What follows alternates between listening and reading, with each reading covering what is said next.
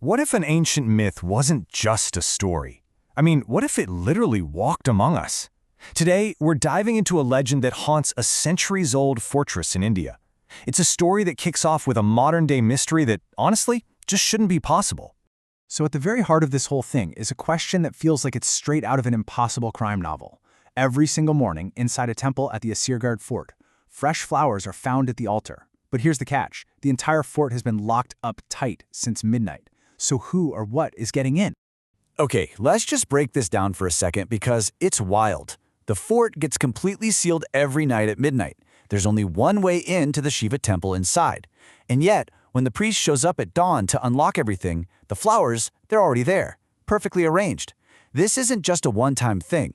It's a locked room mystery that's been happening for centuries. So we're starting with what we can actually see and verify. A real-world puzzle.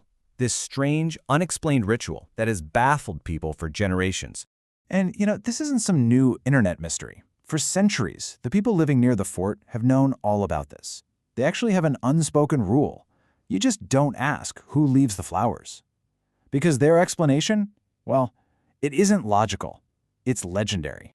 And that legend is where this story truly begins. To even start to understand what the locals believe, we have to travel way back, thousands of years, into the pages of one of India's greatest epics, the Mahabharata, to find the story of a cursed warrior. The person at the center of all this is named Ashwatthama.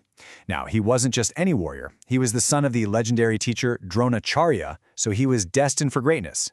Get this, he was even born with a divine gem embedded right in his forehead, and this was way more than just an ornament. It made him almost invincible, giving him power over pretty much all living things. So how does a guy that powerful become a cursed wanderer? Well, during the epic war of Kurukshetra, totally blinded by rage and grief, Ashwatthama did something unforgivable. He used a divine weapon of mass destruction, the Brahmasutra.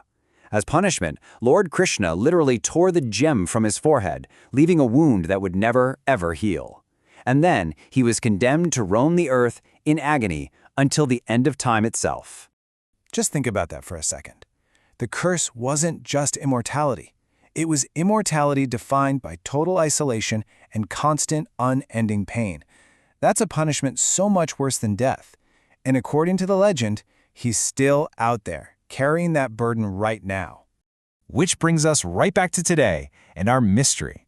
We're shifting from ancient myths to modern testimony because some people claim they've actually seen a figure that matches this exact description right there inside Asirgarh Fort. One of the most incredible accounts comes from a group of kids who ran into this mysterious man near the temple just before sunrise. They described someone impossibly tall, with tangled, ancient-looking hair and simple, worn-out clothes. But two things really stood out: a glistening red mark on his forehead, and his eyes, which they said looked ancient and just so tired. When he spoke, they said his voice felt like time itself was speaking. So naturally, the kids ask him straight up, "Are you Ashwatthama?" And his answer only makes the mystery 100 times deeper. He doesn't say yes, he doesn't say no. He just replies, "People see what they wish to see." What a response, right?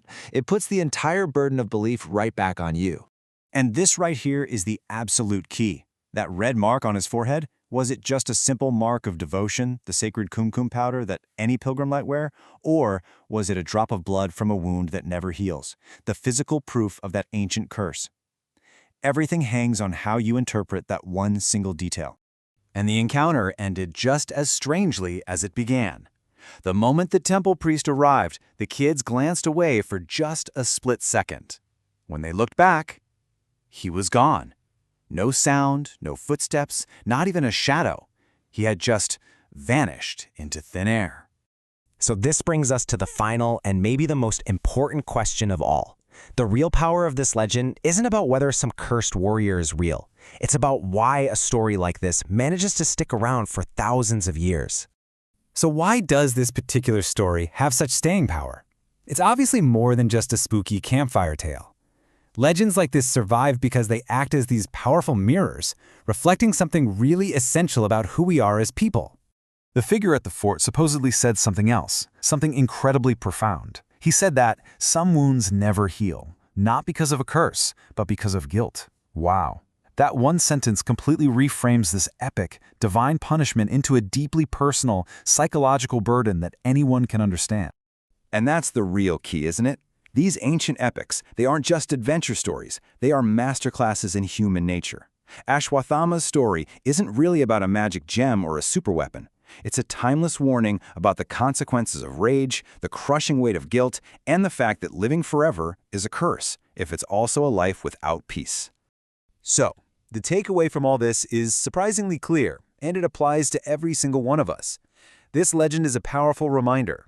Get a handle on your anger, think about the consequences of your actions, and find a way to let go of your guilt before it becomes an immortal wound of its own.